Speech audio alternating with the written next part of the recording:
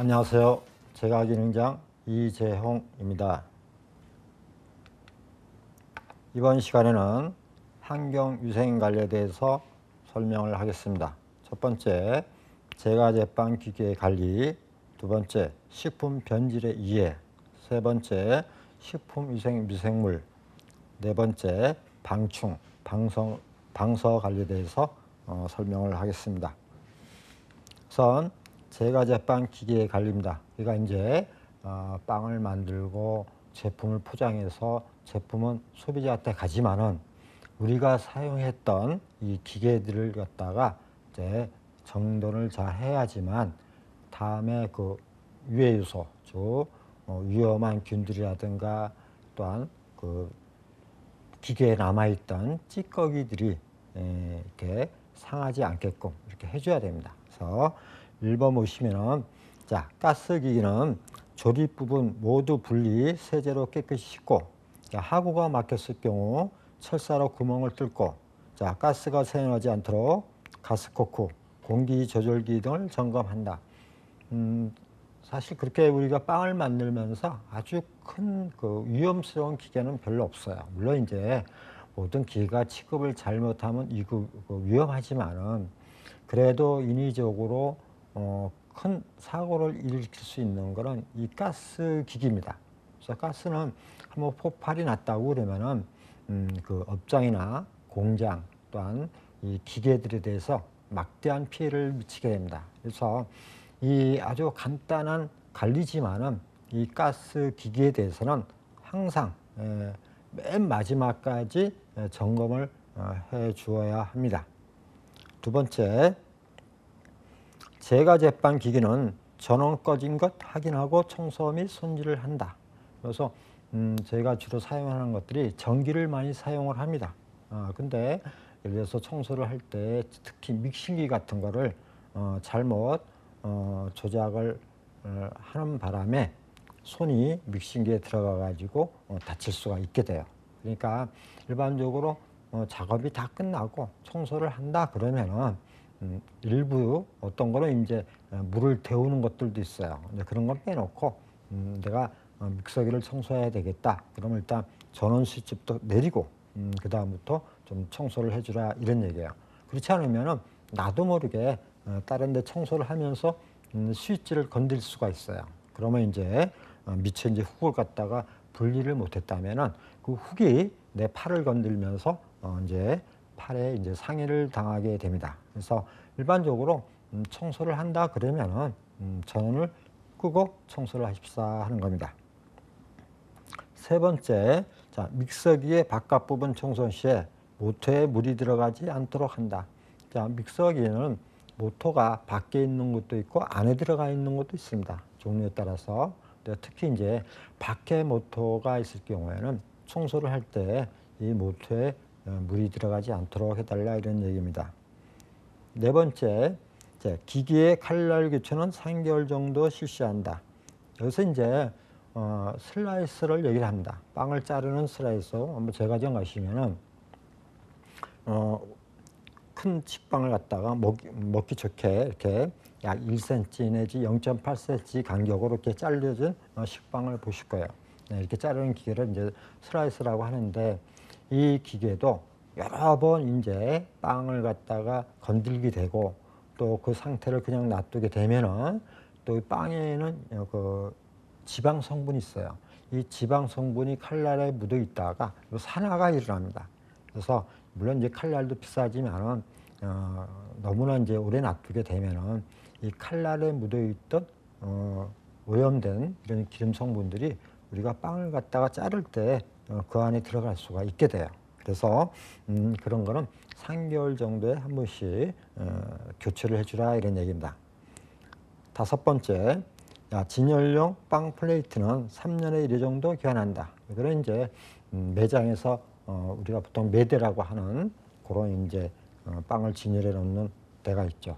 이제 이런 데도 이제 수시로 청소를 하시면은 이제 빵을 갖다가 놓고 또 빼내고 또 하고 해서 고정적으로 오래 있게 되면은 또 그 부분이 정말서 홈이 파이거나 또한 그 홈이 파인 사이에 이제 균들이 생기거나 이렇게 생기게 할 수가 있으니까 이런 거는 한 3년에 1회 정도 교체를 해주라 이런 얘기입니다. 6번 스테인리스 용기.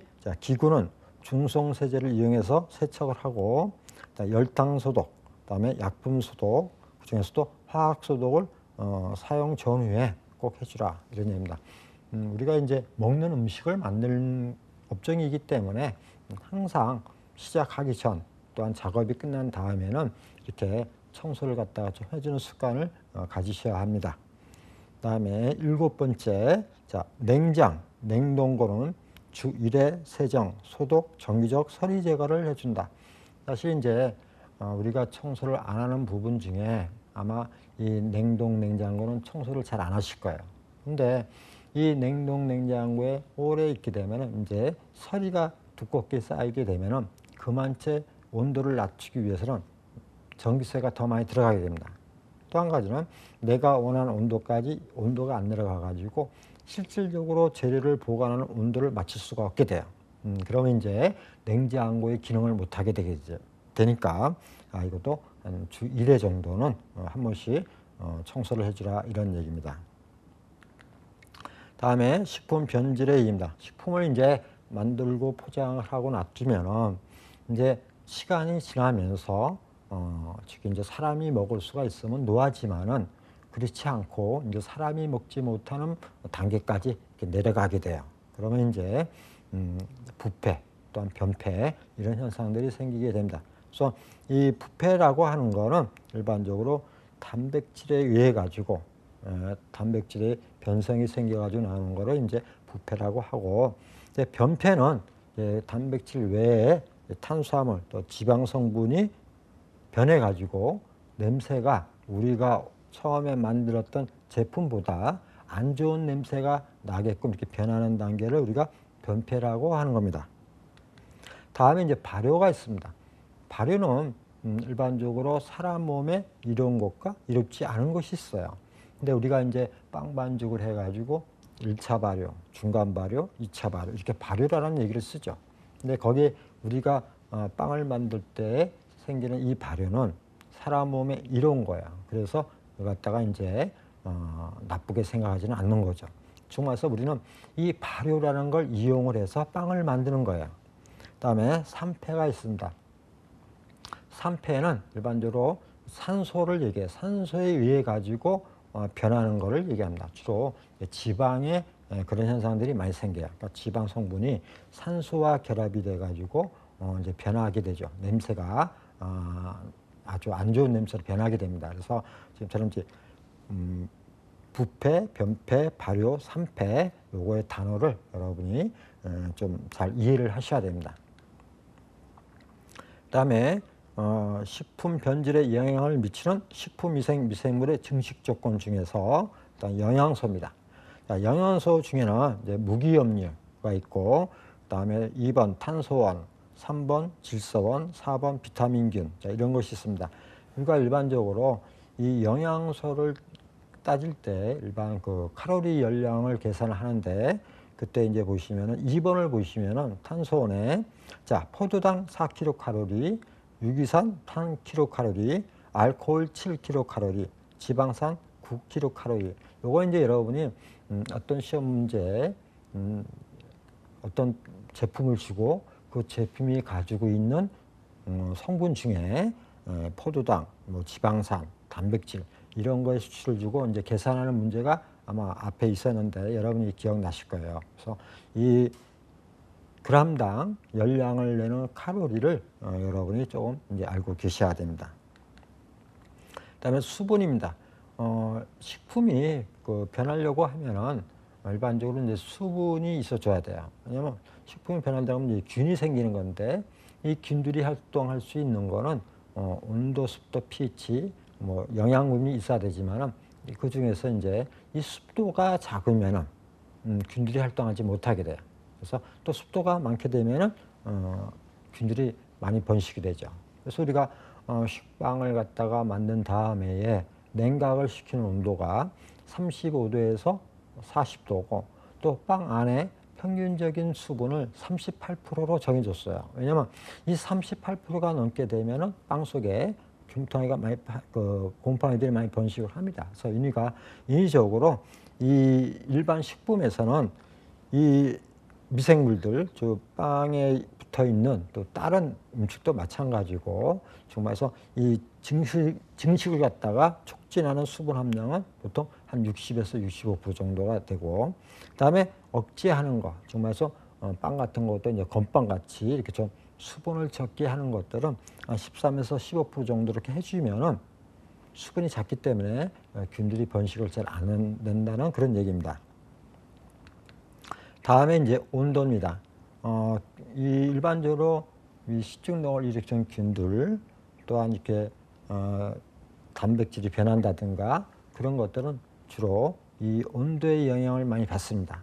그래서 이 온도가 정말서 보관할 때에 일반적으로 냉동 보관을 하면은 제일 좋아요. 오래 갈 수가 있죠. 근데 일반적인 데서도 이제 온도가 균의 활동력하고 연관이 되기 때문에 일반적으로 이 균에 맞춰 가지고 온도를 갖다가 저장해 가지고 저장을 해줘야 돼요. 자, 1번 보시면은 정균이 있습니다. 자, 최적 온도는 10에서 15 정도. 그러니까 10에서 15 정도가 돼도 이 균들이 증상을 나타내는 그런 균들이에요. 그다음에 중온균이 있습니다. 자, 이거는 최적 온도가 20에서 40도씨 일반적으로 병원성 세균에 해당이 됩니다. 자, 이런 것들은 우리가 일반적으로 빵을 만들어 가지고 실내에 놔뒀을 때에 발생하게 되죠. 그다음에 3번 고온균이 있습니다. 이거는 이제 온도가 좀 높아요. 50에서 70도에서도 이런 변질을 일으키는 균들입니다. 이런 것들은 보통 온천수, 뜨거운 그 온천수 안에 있는 세균들을 얘기를 합니다. 다음에 이제 pH입니다. 이 pH는 7을 기본으로 해가지고 숫자가 많으면 알칼리가 되는 거고, 이 7보다 수치가 낮으면 산성이라고 이렇게 얘기를 하는데, 일반적으로 pH가 4에서 6 정도가 되면은 효모, 정말서 우리가 쓰는 이스트, 그다음에 곰팡이가 잘 자라게 됩니다. 그래서 우리가 빵 반죽을 할 때도 일반적으로 알칼리성보다는 산성 쪽으로 만들어요. 그래서 내가 반죽을 다 했다, 빵 반죽을. 그러면 이때 pH는 보통 한 6.2 정도가 나오게 만듭니다. 그래야지만은 우리가 인위적으로 집어들어간 이스트 균이 자기가 좋아하는 pH가 되니까 활동을 잘 하게 되죠. 그 다음에 pH 6.5에서 7.5 정도 되는 거는 일반 세균입니다. 일반 세균들은 이 중성 쪽에서 활발하게 증식을 하게 되고요. 근데 좀 pH가 높은 8.0에서 8.6 정도 되는 약 알칼리에서는 이 콜레라균이 증식을 잘하게 됩니다. 그래서 여러분들이 사용하는 빵의 재료, 그 다음에 식품 보관할 때 그런 여건의 그 상태에 따라서 이런 균들이 pH에 따라서 증식하는 게 틀리니까 오늘 참고를 해주시면 됩니다. 다음에는 산소가 있습니다. 물론 이제 균들이 살아서 움직이려고 하면은, 특히 이제 예를 들어서 우리가 사용하는 이스트 균을 갖다 예를 들면은, 이스트 살아있는 생물체예요. 단백질로 이루어져 있고 이 친구도 한 2시간마다 여건만 만들어지면 출하법으로 해가지고 한 마리가 2마리가 돼요. 네, 이렇게 되는데, 이때 이제 보통 산소가 꼭 있어야 되는 균들이 있고, 또 어떤 균들은 산소가 없어야 되는 균들이 있고, 또 어떤 균들은 상관없이 뭐 산소가 있든 말든 그냥 나는 그냥 증식하겠다 하는 균들이 있습니다. 자, 1번 보시면은 편성 호기성균이라고 있어요. 자, 이거는 산소가 존재하는 상태에서만 증식하는 균입니다. 그다음에 2번 편성 혐기성균. 자, 이거는 산소가 있으면 생육에 지장을 받고 없어야 증식이 된다. 그래서 산소가 없어야 되는 거예요. 3번 통섬 혐기성균. 자, 산소가 있어도 이용하지 않는, 산소가 있거나 없어도 증식 가능한 균을 얘기합니다. 네 번째 통섬 호기성균. 자, 산소가 없어도 증식이 가능하지만 산소가 있으면 더욱 활발한 균을 증식하는 균을 통성 허기성균이라고 합니다. 자, 지금처럼 몇 개의 이제 균의 종류가 있어요. 산소에 대해서. 근데 이것도 여러분이 아마 오늘 처음 강의 들으면서 무슨 얘기인지 잘 모를 겁니다. 그렇죠? 근데 이것도 이제 지금처럼 이렇게 노란 줄로 표시를 해가지고 다음에 이제 시험 문제를 풀어보고 내가 확실히 모르면 다시 한번 보고 이렇게 이제 해주셔가지고 웬만하면은 이해가 안 되는 부분들은 이렇게 여러분 교재를 보면서 이렇게 노란색을 칠해가지고 다음에 볼 때 눈에 잘 들어오게끔. 그러니까 여러분이 이해가 안 되는 것들은 자주 보셔야 돼요. 다음에는 이제 삼투압입니다. 삼투압은 일반적으로 어떤 그 용질이 두 개가 있을 경우에 한쪽으로 한 용질이 빨려 들어가는 걸 얘기를 하는데, 일반적으로 이제 우리 같으면은 앞에서도 설명을 드렸지만은 소금하고 설탕이 이 삼투압에 대한 역이 강해요. 그래서 예를 들어서 소금이 수분을 빨아먹는 힘이 이스트가 밖에 있는 수분을 먹는 것보다는 강하다는 얘기예요. 그러니까 이스트 옆에 소금이 있으면은 이스트에 있는 그 세포를 파괴시켜서 수분을 갖다가 빨아가지고 소금 쪽으로 들어가게 돼요. 근데 그게 이제 설탕도 같이 하는 거죠. 그래서 이렇게 어떠한 그 용질이 이동하는 거를 삼투압이라고 하고, 우리가 그 일반적으로 균에 대해서는 특히 이제 설탕 조림하는 거, 소금 절임하는 거 있잖아요. 또 생선 같은데 소금을 뿌려 놓잖아요. 이게 이제 삼투압을 이용한 거죠. 그래서 이 생선에 균들이 있는 거를 소금이 이 균의 세포를 파괴시켜서 수분을 갖다가 빼내는 거예요. 그러면 이제 균들이 죽겠죠. 그렇게 하는 겁니다.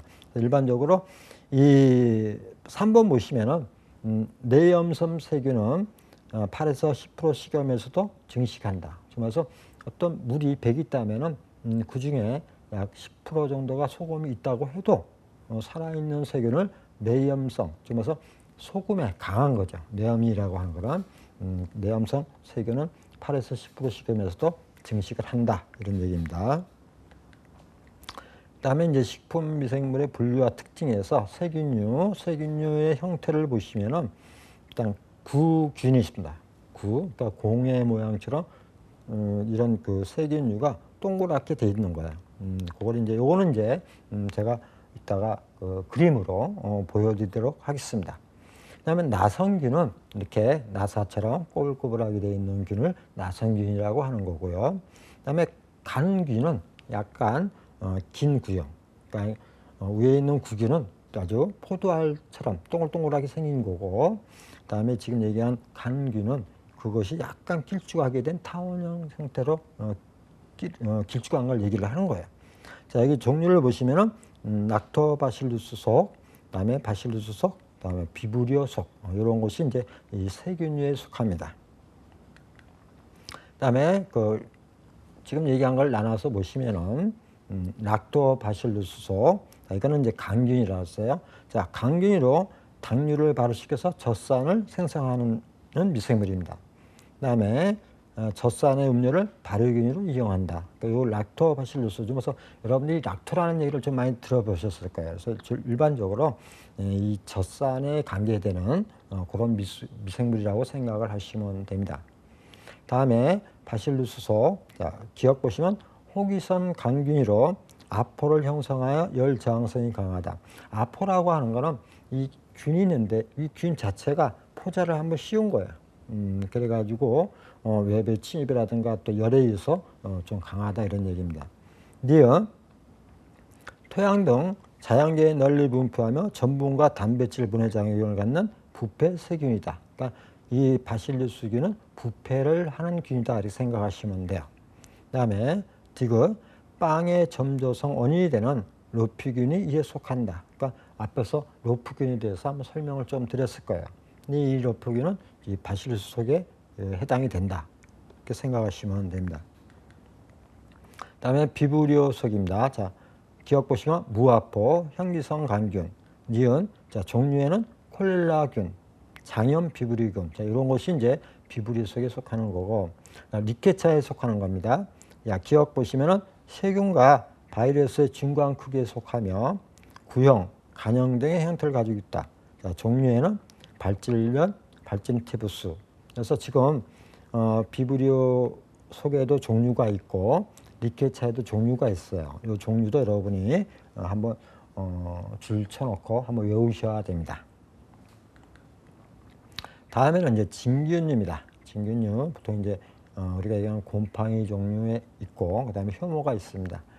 일반 이제 이 곰팡이는 우리가 생각할 때 주로 이 부패를 할 때 눈에 보이게 되죠. 다른 거에 비해서는 곰팡이가 생기면 눈에 이제 보이게 됩니다. 다만 이제 효모라고 하는 거는 크기가 굉장히 작아요. 예, 그래서 이 곰팡이하고 효모의 이제 관계에 대해서 설명을 드리겠습니다. 자, 곰팡이는 기억, 자, 분류학상 진균류에 속하는 것으로 사상균이라고 한다. 니은, 자, 무성포자나 유성포자가 있고 식품 범죄의 원인이 되기도 한다. 일반적으로 이 곰팡이에 의해서 식품이 많이들 변하죠. 그렇죠? 그다음에 디귿, 술, 된장, 간장 등 양주에 이용되는 유해한것도 있다. 그래서 우리가 된장 같은 데 보면은 이제 곰팡이들이 피는데 그거는 우리가 이제 해롭지 않다고 하죠. 일부러 곰팡이를 피우는 거죠. 그다음에 리을, 과일과 채소의 부패에 관여하는 대표적인 미생균이다. 일반적으로 이제 과일에 특히 많이 나오게 되는 그런 균이죠. 그다음에 효모, 일반적으로 우리가 이제 빵을 만드는 제조 공정에서는 주로 단어를 이스트라고 하는 거를 주로 많이 써요. 근데 이렇게 영양학적이나 또한 위생에 관계될 때는 이스트라고 이름을 지지 않고 이 효모 안에 여러 가지 이스트 균이 있는 겁니다. 그래서 우리가 이제 빵을 만들 때는 특별하게 팽창제로서 이스트를 쓰니까 우리가 이스트 아니면 생이스트 이렇게 이스트라는 명명을 하지만은 그 외에 이제 영양학적으로 위생학적으로 분류를 얘기를 할 때는 이 이스트라고 쓰지 않고 효모라고 쓰는 겁니다. 그러니까 이 효모에도 종류가 굉장히 많이 있어요. 그러니까 우리가 여러 가지 효모 중에서 사카라미시스 세레비지에라고 하는 그 종을 빼가지고 우리가 사용을 하는 거죠. 왜냐하면 이 균종에는 단당류를 분해할 수 있는 찌마제가 많아요. 그래서 빵을 발효할 때 가스를 내고 알코올을 내게 됩니다. 그래서 그거는 이제 빵을 만드는 공정 제조에서는 이스트라고 쓰고 나머지에서는 나머지 이 이스트 균들이 다 포함되어 있는 거를 종합적으로 얘기할 때 그 효모라고 얘기를 하는 겁니다. 자, 효모를 보시면은 단세포의 진균이죠. 그러니까 자체가 굉장히 뭐 한 2만 배 정도 현미경으로 봐야지 아주 조그맣게 보이는 그런 이제 균들이고 이 자체가 하나하나씩 떨어져 있는 거죠. 자, 구형, 난형, 타원형 등 미생물이다. 니은, 자, 세균보다 크기가 크고 출하 증식에 의한 무성생식을 한다. 자, 출하 증식은 한 마리의 모세포가 있다가 역시 영양이나 온도, pH 이런 조건이 만들면 증식을 하는데 보통 효모가 한 2시간에 한 마리 정도씩 나옵니다. 그래가지고 모자 하나에서 여러 마리의 그 딸세포가 나와요. 그래가지고 굉장히 시간이 지날수록 기하급수적으로 불어나게 됩니다. 그러니까 일반적으로 이 균이라고 하는 것들은 온도, 습도, 영양, pH 요것만 맞아주면은 급수하게 변하게 됩니다. 제가 전에 어느 한 제과점에서 이제 친구가 일하는데 이제 도와주다가 점심을 먹으러 갔어요. 근데 이제 김밥집입니다. 김밥집인데 이제 저희도 김밥을 주문을 했죠. 근데 갑자기 이 여사장님이신데 전화를 받고 화들짝 놀라는 거야. 그래서 이제 왜 그러냐고 하니까 자기네 집에서 아침에 가져간 김밥을 먹고 전부 다 배가 아프다고 그러더라 이런 얘기예요. 근데 이것이 뭐가 잘못됐냐면은 이 김밥을 오늘 만든 게 아니었어요. 원래는 어제 가져가기로 했는데 그래서 이 사장님이 어제 만들어 놓은 거죠. 그리고 나서 냉장고에 넣어놨어요. 그래서 오늘 아침에 이제 어떤 모임의 단체의 총무가 가지러 와서 돈을 주고 가져갔어요. 근데 또 문제가 뭐냐면은 이 김밥을 그냥 먹었으면 괜찮은데 차 뒤 트렁크에다 놓고 아마 축구 대회를 한 것 같아요. 그러다 보니까 여름에 이 차가 달궈지면서 김밥에 있는 균들이 번식을 시작하게 된 거죠. 그러니까 이 눈에는 안 보여요.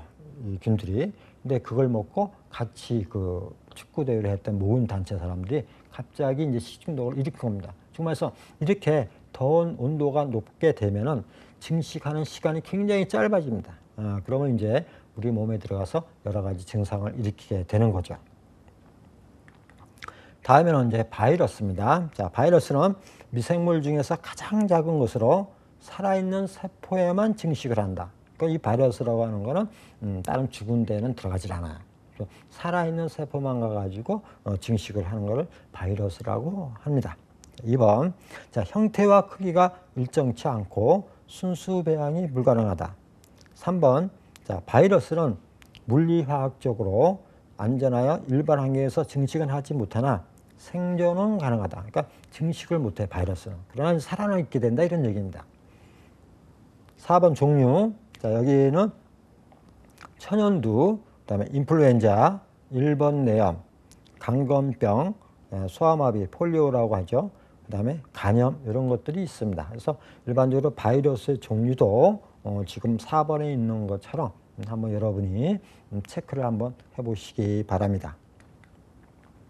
다음에는 이제 로프균입니다. 자, 로프균은 제과제빵 작업 중 99도의 제품 내부 온도에서도 생존하며 전분과 단백질을 분해하는 부패 세균이다.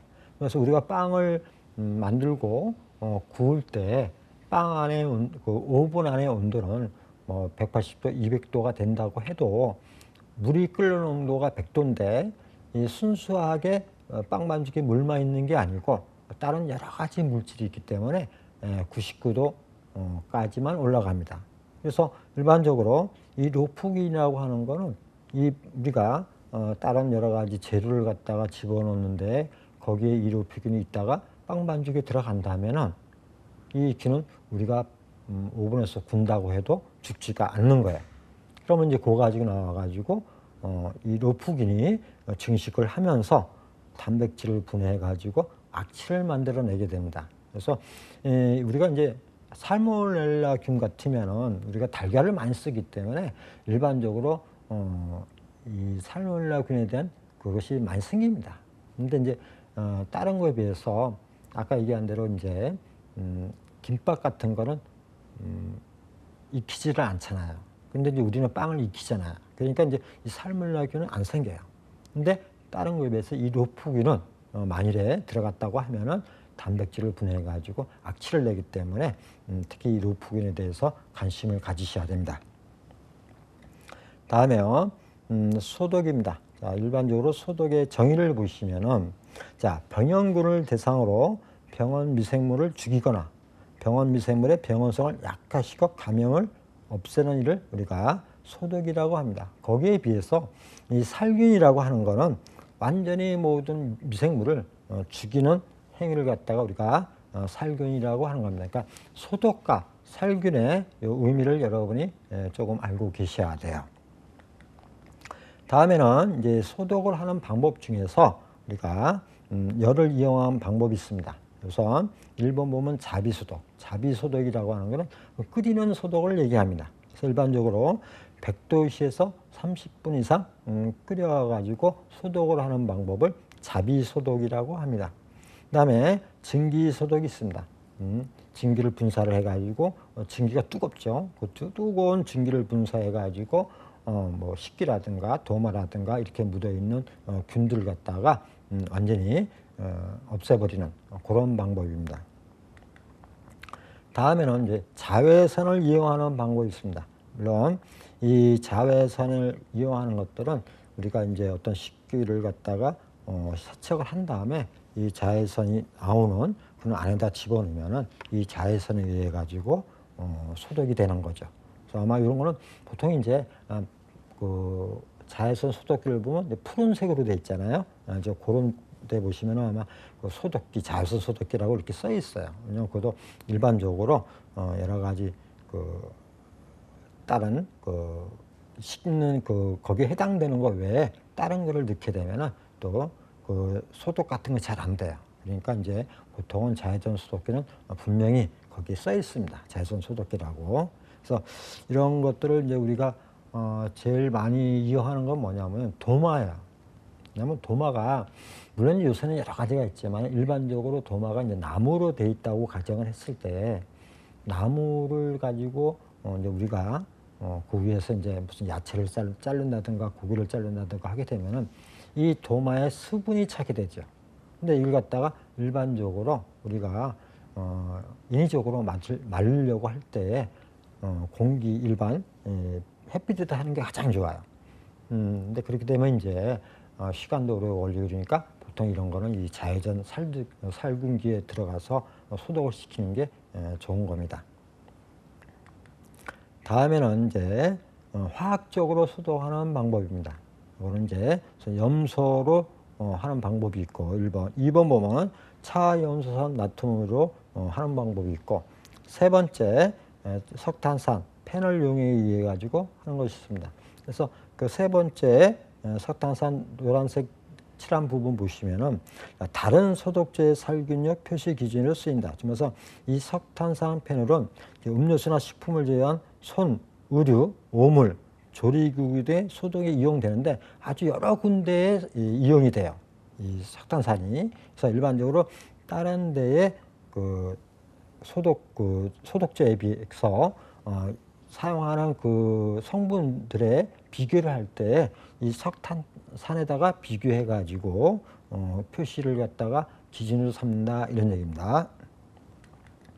다음에는 이제 역성민해입니다. 그래서 4번의 역성민해하고 그 다음에 6번의 알코올에 노란색을 칠해 놨어요. 이 두 가지가 일반적으로 이제 이 소독에 대해서 문제가 나올 때 가장 많이 나오는 그런 문제에 해당됩니다. 그래서 역성민해는 원액을 갖다가 200에서 400배 정도 희석해가지고 사용해가지고 이제 보통 손 같은데 사용하는 거예요. 보통 이제 이걸 갖다 주로 많이 사용을 합니다. 그 다음에 이제 알코올이 있는데 일반적으로 이제 어떤 데 쓰냐면은 이래서 빵을 포장을 해요. 빵을 포장을 할 때 혹시나 이 포장지에 또 균이 묻어 있을 수가 있으니까 이때 이제 이 알코올 갖다가 희석을 시켜서 한 70% 용량으로 해가지고 분무기에 담아가지고 식빵 봉지 같은데 뿌린 다음에 식빵을 포장을 합니다.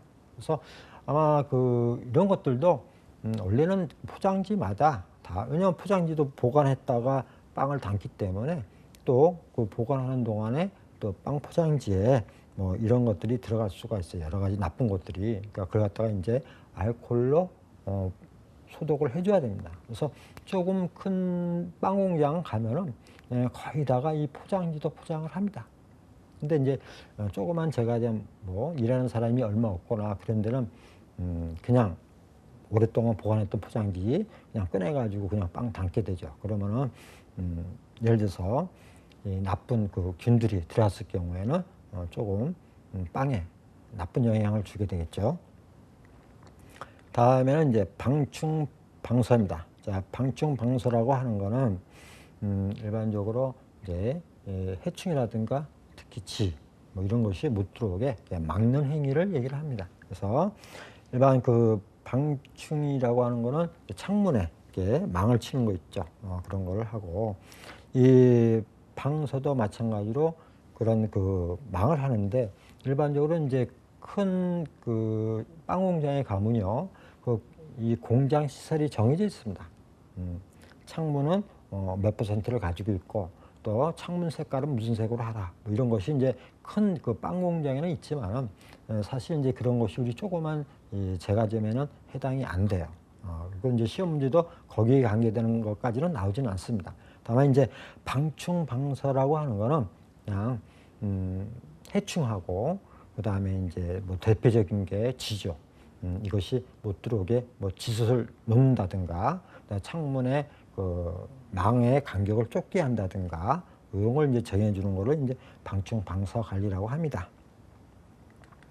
다음에는 방충방사 관리 규정에 따라서 다음과 같이 처리한다. 자, 어떻게 그러면 해야 되느냐? 방충방사를. 자, 1번 창고, 공장 내의 제조시설 주위의 직접적인 환경 같은 지역에 방충방사는 곤충, 쥐 등과 같이 각 동물에 따라 위해들을 측정할 수 있어야 된다. 좀 해서 내가 무조건 방충 방사를 하는 게 아니라 우리 뭐 빵을 만드는 공장을 보니까 주말에서 날파리가 많이 들어온다. 아니면은 나방이 많이 들어온다. 그렇잖아면은 우리는 그렇게 잘 하는데도 아침 보면은 지 발자국이 있더라. 이런 걸 갖다가 조사를 해가지고 거기에 맞는 대책을 세워야 된다 이런 얘기예요. 그래서 일반적으로 지금 그게 없지만은 이 지라고 하는 거는 문만 열어놓으면 순간적으로 들어갑니다. 예. 근데 뭐 저도 이제 제가 좀 일할 때 그런 걸 많이 봤어요. 그래서 분명히 청소하고 가면은 다음 날 보면 지 자국이 있어요. 발자국이. 예. 나중에 보니까 이제 그 오븐 맨 밑에 거기에서 이제 상주를 하고 있더라고요. 그 지 식구들이. 근데 그걸 못 찾은 거죠. 혹시 오븐 밑에 지들이 있을 줄은 꿈에도 몰랐죠. 근데 이제 고양이도 갖다 놨어요. 근데 보면은 다음날 보면 희한하게 발자국이 있고 나갈 때 분명히 문도 완전히 단속을 하고 가고 창문도 단속을 하고 갔는데도 이렇게 있더라고요. 그러니까 그게 이제 우리가 모르게 이 기기 안에도 숨어 들어가서 있을 수가 있는 거예요. 그래서 일반적으로 방충 방사 관리를 할 때는 이 특히 오븐 더군다나 이제 밑에 빈 공간이 있는 오븐들이 있습니다. 뭐 이제 도구라든가 이런 걸 지분을 짓고 하는 공간이 있는데 그 공간을 갖다가 자주 쓴다면은 확인을 할 수가 있는데 그렇지 않으면은 그 안에 쥐들이 보금자리를 차려가지고 빵 공장에 있는 빵 갖다가 다 먹습니다. 예, 나중에 보면 아주 살도 통실통실하게 쪄가지고 이제 그런 걸 제가 본 적이 있어요. 그래서 방충방사라고 하는 거는 눈에 보이는 것도 중요하지만은 지금처럼 눈에 안 보이는 기계들도 다 정서를 하셔야 됩니다. 특히 아이스크림을 만드는 그 우유 끓이는 기계가 있어요. 아이스크림 만드는. 근데 거기는 이제 모터가 돌아가 가지고 열이 있습니다. 근데 그 안에는 바퀴벌레가 엄청나게 많이 모여 있어요. 그래서 여러분들이 이제 다음에 그 우유를 만든다. 제과점에서 할 때는 이 우유를 만드는 이 기계에 특히 그 다른 것보다는 바퀴벌레가 많으니까 그런 것도 여러분이 유의해서 잘 살피셔야 합니다. 다음에 이제 방충의 3단계. 자, 기억 보겠습니다. 자, 작업장 침입 방지를 위해 침입할 가능성이 있는 해충을 조사하고, 자, 모기, 지파리, 나방 등이 침입하지 못하도록 조치를 취한다.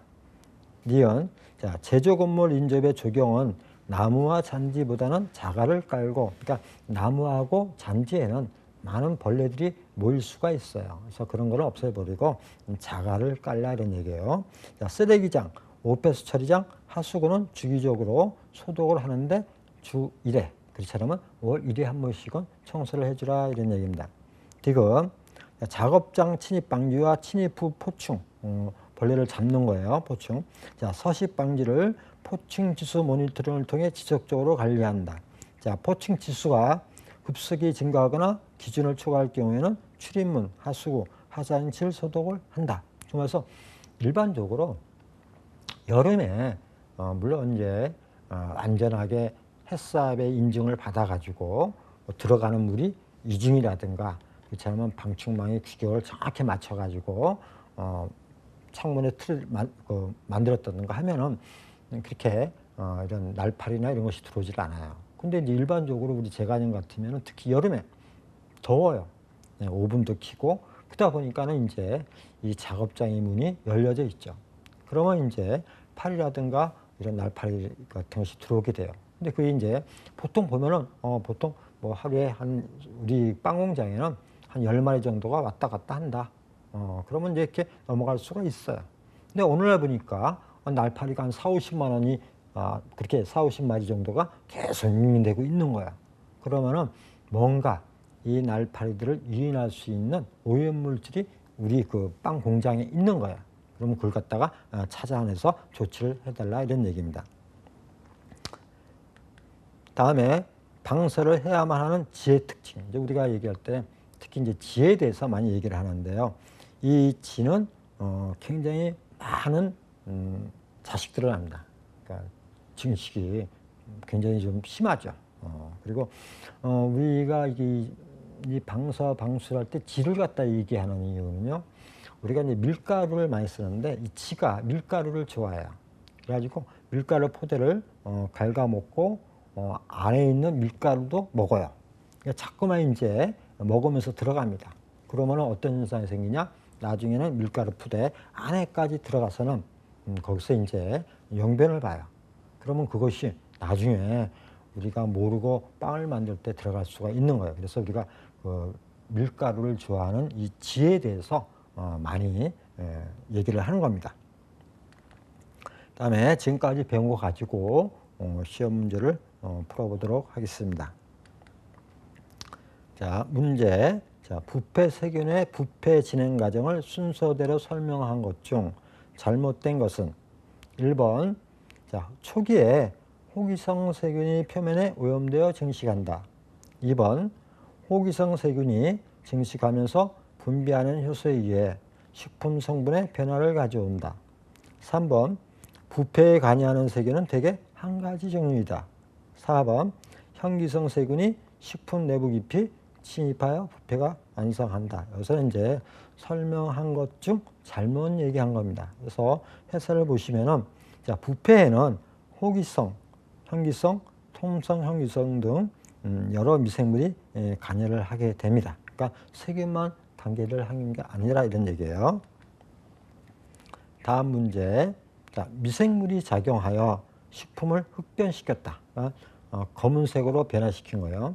다음 중 흑변 물질과 가장 관계가 깊은 것은 1번 암모니아, 2번 메탄, 3번 황화수소, 4번 아민. 해설을 보시면은, 자, 양파의 향기 성분인 황화수소가 식품을 흑변시킨다. 지금 말해서 금속 성분하고 결합해서 황화철을 만드는 거야. 그래가지고 색깔이 검게 생기게 됩니다. 그래서 이제 이렇게 검게 흑변을 일으키는 것은 황화수소다, 수소다 이렇게 알고 계시면 돼요. 다음 문제입니다.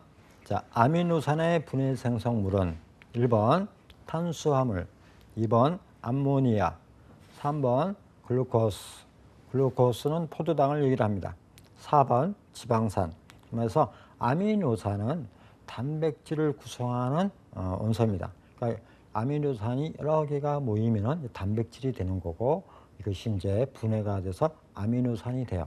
근데 이 아미노산이 또 이제 분해가 되면 뭐로 되느냐 하는 그런 얘기입니다. 그러면 이제 이 아미노산이 분해가 되면은 조금 악취 냄새가 나는 그런 암모니아가 생기게 됩니다. 일반적으로 이 아미노산이 분해되는 생성물은 암모니아다. 이렇게 생각하시면 됩니다. 다음 문제입니다. 자, 식품의 부패 초기에 나타나는 현상으로 가장 알맞는 것은, 이제 부패 그러면은 먹지 못하는 거죠. 그래서 진행이 많이 된 거야. 그래서 빵이 오븐에서 나와가지고 포장을 해가지고 그때부터 이제 소비자한테 가기 전까지 수분이 날아가고 향이 날아가고, 그러면서 이제 빵이 조금씩 이제 알파화 전분이 베타 전분으로 변해요. 근데 어느 정도까지는 소비자가 먹을 수가 있습니다. 다만 곰팡이가 안 생겼다면은. 근데 이 곰팡이가 생겼다고 하면 이제 우리가 부패라고 얘기를 하는 거예요. 그래서 이때 이제 처음 부패 초기에 나타나는 현상으로 맞는 거. 처음에 부패할 때는 어떤 현상이 나타나느냐 이런 얘기예요. 그러면 이제 이 색깔이 빛이 났던 광택이 없어집니다. 그래서 광택 소실이 생기고, 그다음에 색깔도 변색이 돼요. 그리고 퇴색이 되고, 그러니까 우리가 생각했던 처음에 빵을 보게 되면은 빛이 나는 아주 이쁜 이 갈색이 점점 색깔이 희뿌하게 변해버립니다. 그래서 이렇게 순서로 변해야 된다. 다음에, 자, 미생물 없이 발생되는 식품의 변화는 무엇인가? 그러니까 어떤 식품의 변화가 일어나는데 미생물이 관여를 하는 게 있고, 미생물 없이 변하는 게 있어요. 그래서 여기서 이제 미생물하고 상관이 없는 거는 이제 공기 중에 있는 산소, 이거는 미생물이 아니죠. 그래서 공기 중에 있는 산소에 의해서 변하는 걸 찾으면 돼요. 그럼 그게 이제 산패가 되겠죠. 주로 이제 산패는 지방에서 일어나는 거죠. 그래서 이 지방이 열을 받거나 또 공기 중에 있는 산소하고 부딪히면은 이 분자 사이에 산소가 들어가 가지고 상하게 돼요. 그래서 우리가 이거 갖다가 이제 기름이 상하는 거는 산패라고 얘기를 하는 겁니다. 다음 문제요. 자, 부패의 화학적 판정 시 이용되는 지표물은 1번 염산, 2번 주석산, 3번 염기성 암모니아, 4번 살리신산. 여기서 이제 앞에서도 말씀드렸지만은 이 부패라고 하는 거는 일반적으로 단백질의 분화예요. 아까처럼 단백질이 아미노산이 되고 아미노산이 이제 더 분해가 되면 암모니아가 나오는 거죠. 그래서 일반적으로 보면은 이 부패라고 할 때 이 암모니아가 최종적으로 나오게 돼 있어요. 그래서 여러분이 이제 여기서는 뭐 염기성 암모니아 그러면은 여러분이 이 염기성이라고 하는 거는 정확히 뭔지는 몰라도 그냥 부패가 될 때에 여러분들이 생각하시면 돼요. 고기가 오래 놔두면 상해요. 그렇죠? 그러면 나중에 어떻게 돼요? 아주 냄새 색깔도 변하고 냄새도 아주 나쁘게 나요. 그때 그렇게 생길 때 현상이 뭐냐면 암모니아가 나온다 생각하시면 되는 거예요. 다음 문제요. 다음 중 부패 진행의 순서로 옳은 것은, 그러면 빵이 이제 고가지고 나와서 소비자한테까지 갔는데 소비자가 안 먹고 그냥 놔두고 어디 이제 갔어요. 그러면 그 사이에 이제 빵이 이제 변질이 되는 거예요. 그 순서를 얘기하는 겁니다.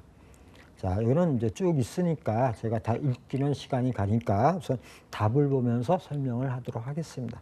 우선 이 단백질이 이제 변하는 걸 부패라고 하는데, 이 단백질이 변하면은 아까 아미노산으로 변한다고 했는데 이 단백질에서 아미노산 사이에 또 여러 단계를 거치게 되는 거예요. 그래서 나중에 이제 아미노산이 되고 그 다음에 이제 암모니아가 나오고 그런 건데, 그 사이를 순서를 보시면은 해설의 밑에 부분을 보시면은 단백질, 처음에 단백질이 펩톤이라고 하는 걸로 변해요. 그 다음에 이제 폴리펩타이드로 변하고 또 이것이 펩타이드로 변한 다음에 아미노산으로 변합니다. 그럼 여기 이제 조금 더 이제 변폐가 이루어지면은 이제 항화수소 가스가 나오거나 암모니아 가스가 이렇게 나오게 되는 거예요. 그래서 이게 진행 순서입니다. 아마 이것도 여러분들도 크게 뭐 머리에 딱 들어오지는 못하실 거예요, 그렇죠? 펩톤, 폴리펩타이드, 펩타이드 이런 게 나오니까 다만 이제 여러분이 좀 알아두실 거는 아미노산, 단백질을 이루는 아미노산이 나중에 암모니아가 된다. 요거 정도만 여러분이 알고 계시면 될 것 같아요. 다음 문제입니다. 자, 미생물에 의해 주로 단백질이 변화되어 악취, 유해 물질을 생성하는 현상은 1번 발효, 2번 부패, 3번 변폐, 4번 산패. 자, 요거는 이제 앞에서 부패에 대한 문제가 몇 번 나왔었죠. 주로 단백질, 아미노산, 암모니아 여기에 관계되는 단어들이 나왔어요. 그래서 일반적으로 단백질이 변화가 된다 그러면은 뭐 고기가 상한다 생각하시면 돼요. 간단하게. 그렇게 되면 이제 부패가 되는 거죠. 그래서 요 부패에 대한 개념을 여러분이 조금 정확하게 인지를 하고 있으면은 다른 거하고 구별을 할 수가 있는 거예요. 다음 문제입니다. 자, 부패에 물리적 판정에 이용되지 않는 것은, 자, 1번 냄새, 2번 점도, 4번 색 및 전기 저항, 4번 탄성. 자, 어떤 제품이 정상적인 제품이 아니에요. 지금 해서 얼른 보니까 상한 것 같아요. 그럼 뭘 보고 이걸 기준으로 하느냐? 뭘 보고 이것이 상했느냐 안 상했느냐 기준할 때 이 부패의 판정 기준을 얘기하는 겁니다.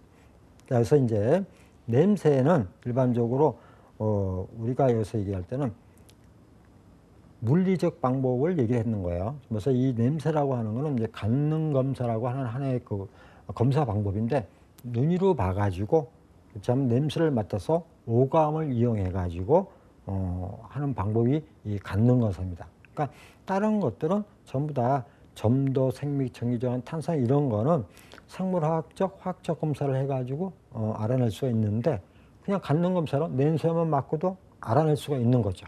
아까 얘기한 대로 암모니아가 생기게 돼요. 그러면 암모니아 냄새가 굉장히 지독하죠.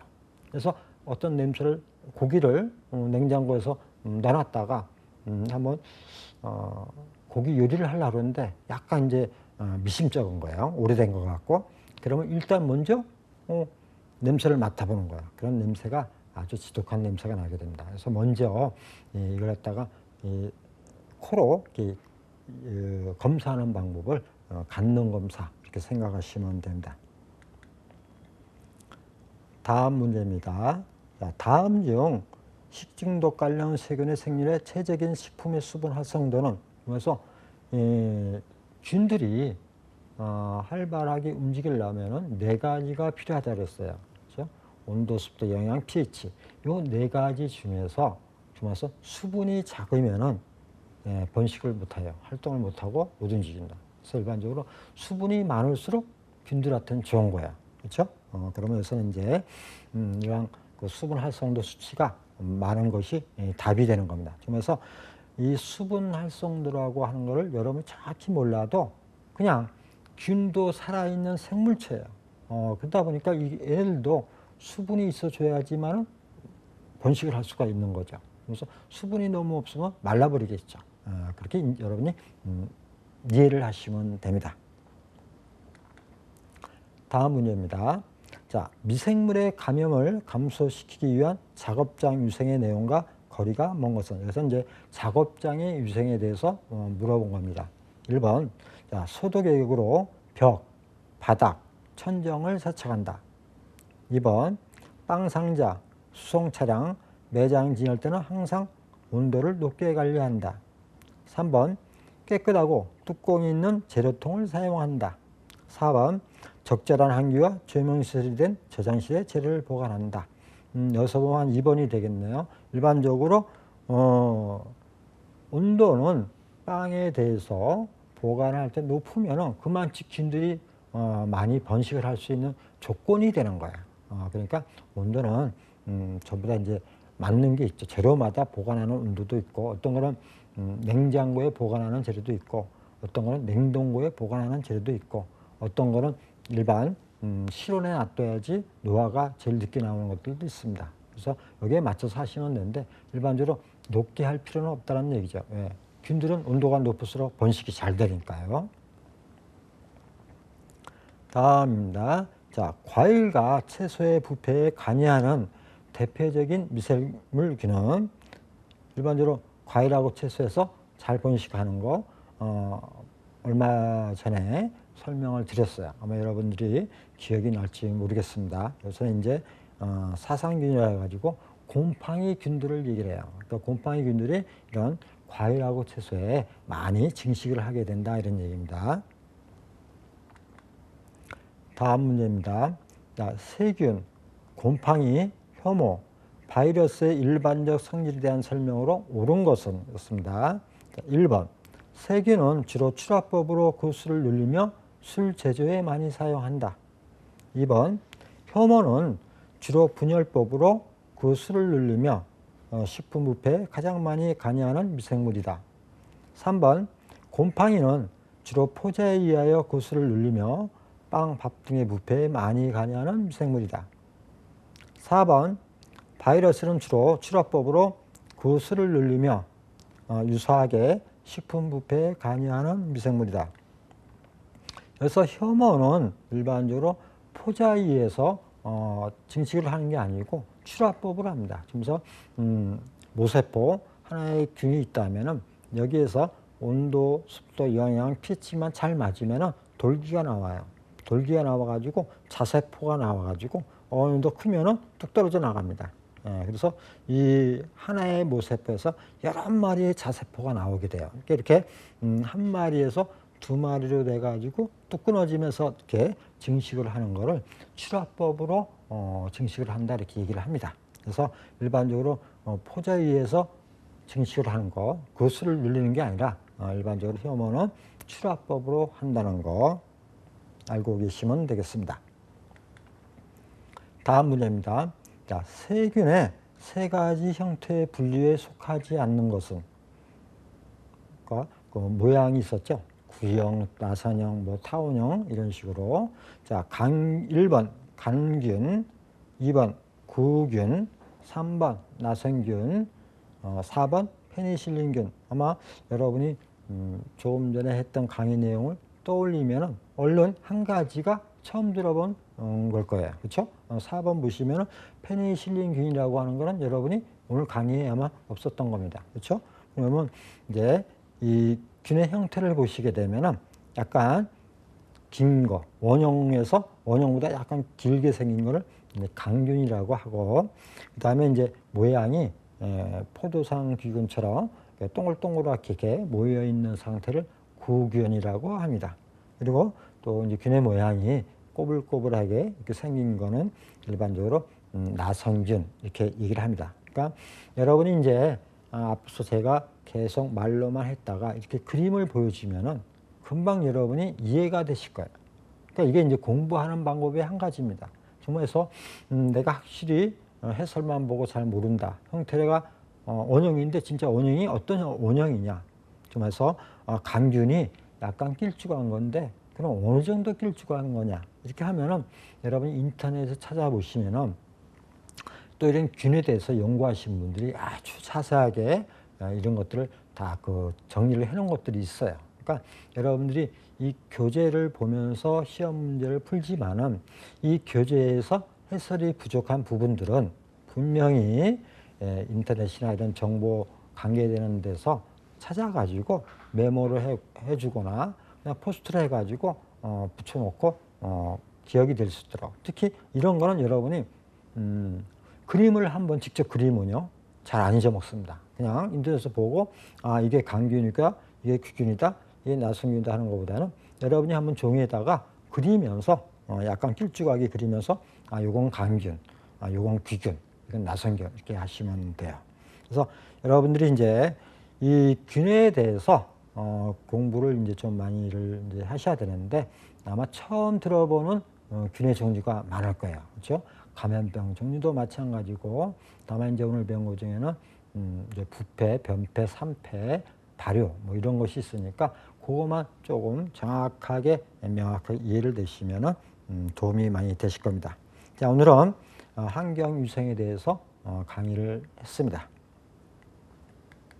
다음 차에는 우리가 사용하고 있는 제과제빵 기기, 또한 제과제빵 도구, 또한 거기에 관계된 소도구에 대해서 어떤 기계가 있고 또 어떻게 청소를 해야 되는지 같이 공부하도록 하겠습니다. 자, 오늘 수고하셨습니다. 감사합니다.